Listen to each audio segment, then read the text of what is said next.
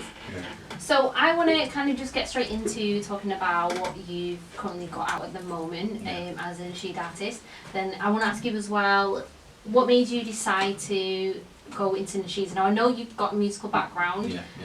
What was it in particular that made you decide that that nasheed is definitely what I want to do? Well, initially, obviously, like I said, I had a background in music, and then I decided to give it all up, and then it was quite making an extreme decision because it felt like that's what needed to be made at the time.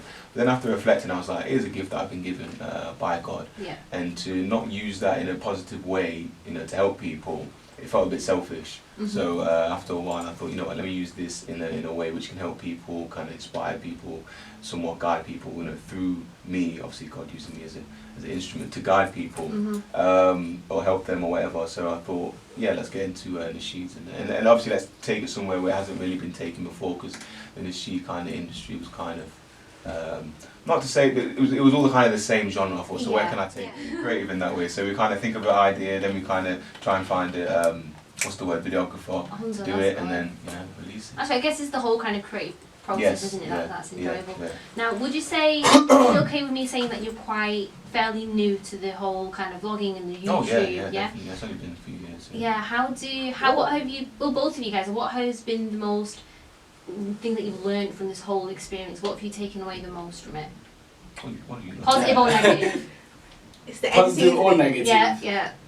Here we go. We like the gossip. It's not gossip. It's just you just have to be careful what you do, and because everything, even little things, they get really what's the word? Scrutinized and blown up. Blown out of proportion and stuff. So you really have to be careful in everything you do, because if you're being a public figure, usually then it doesn't really matter what you do. If let's say he was a Muslim, but in the Islamic society.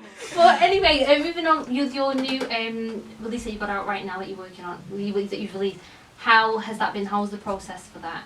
The nasheed? Yes. So what, you mean the process to making them? Yeah, and just releasing it. Yeah, I mean, well, normally how it goes, I just kind of, whether I've heard a song or whether I want to make a new one, rather than a cover, I just kind of sit in my room and just wait for inspiration to hit me, and then just start writing, and then I go to the studio, my studio engineers, Adam, and then we kind of been there for 3 or 4 hours working on a song. Sometimes he'll work on it even longer after I've left. Then he'll send me the finished product, then me and Omar, my manager, will kind of have, and sometimes even Umar can give me ideas for video ideas and concepts and things like that. The video concept for My Love, that was my manager came up with the idea. Go on.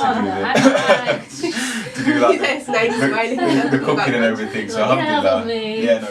Nothing crazy like that. I was thinking maybe music-wise, you do cover a lot of, let's say, not Islamic tracks.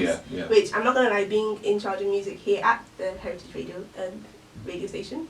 I'm like, oh, that's a nice cover, that's pretty sweet. But how do you guys go about finding them?